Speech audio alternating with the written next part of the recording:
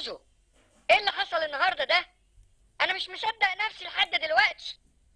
انا من كتر ما انا مصدوم مش عارف اعمل اي حاجه من مسؤولياتي المهمه اللي انا بعملها. طب وديتوه للدكتور وقال ايه؟ يا خبر، يا خبر، انشحار في اللاوعي. وده جاله من ايه ده؟ اكيد اكل حاجه مكشوفه من الشارع. لا كده الموضوع خطير، انا لازم اتدخل واعالجه بنفسي. ايوان، بنفسي.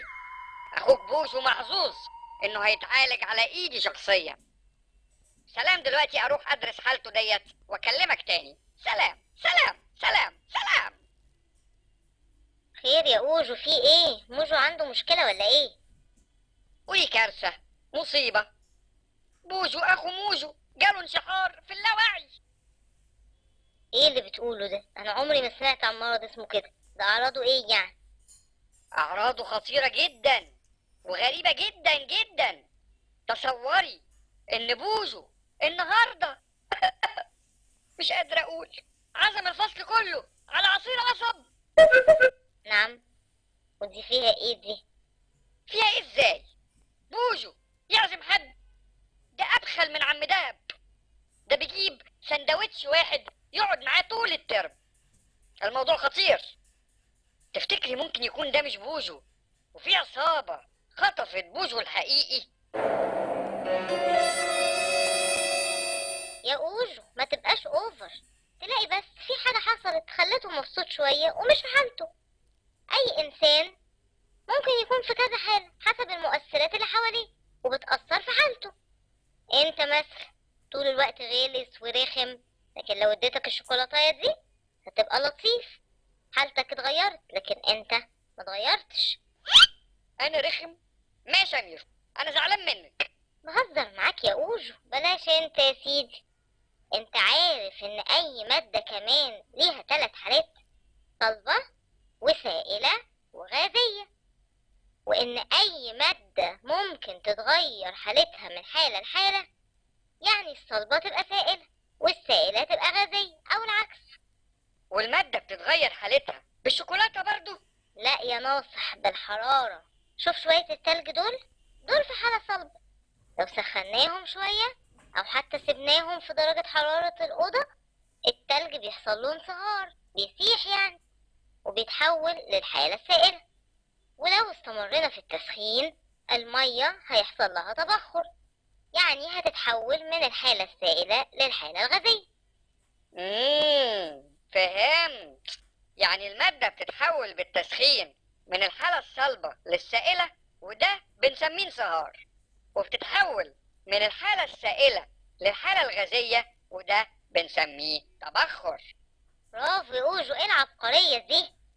طب لو عملنا العكس، يعني بدل ما نزود درجة الحرارة بالتسخين قللنا درجة الحرارة بالتبريد؟ بيحصل العكس برضو. المادة تتحول من الحالة الغازية للسائلة بالتبريد، وده بنسميه تكثف. ومن الحالة السائلة للصلبة، وده بنسميه تجمد. بص كده، بخار المية اللي طالع ده لو قابلناه بسطح بارد زي لوح الإزاز ده مثلا، هنلاقي نقط مية اتكونت على لوح الإزاز. دي عبارة عن بخار المية اللي حصل له تكثف فتحول من الحالة الغازية للحالة السائلة. انا بشوف حاجة زي كده في الشتاء، نقط مية زي كده على ازاز العربيات وكمان على ورق الشجر. يبقى ده سببه ان الازاز وورق الشجر بيبقوا باردين جدا بسبب الجو البارد، فبيحصل تكثف لبخار المية الموجود في الهواء ويتحول للحالة السائلة على الازاز وعلى ورق الشجر. مش عارفة اقولك ايه اوجو، بس حقيقي برافو. شكرا شكرا.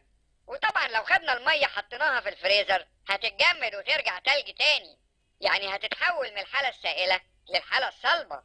شاطر يا اوجو، بس خد بالك، المية لما بتتحول من الحالة السائلة للحالة الصلبة حجمها بيزيد شوية.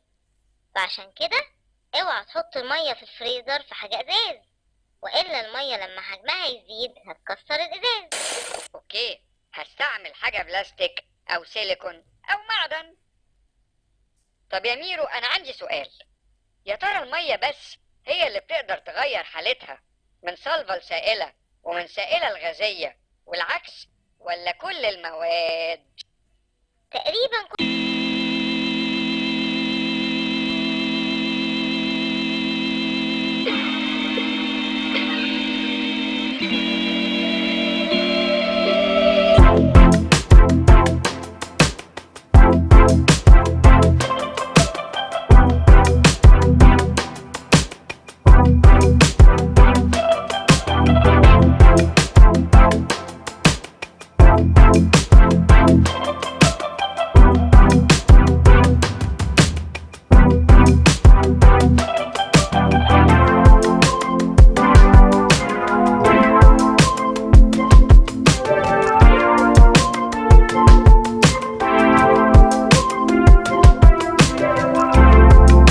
الشمع في قالب على شكل سمكة، ولما بيبرد بيبقى شكله جميل جدا.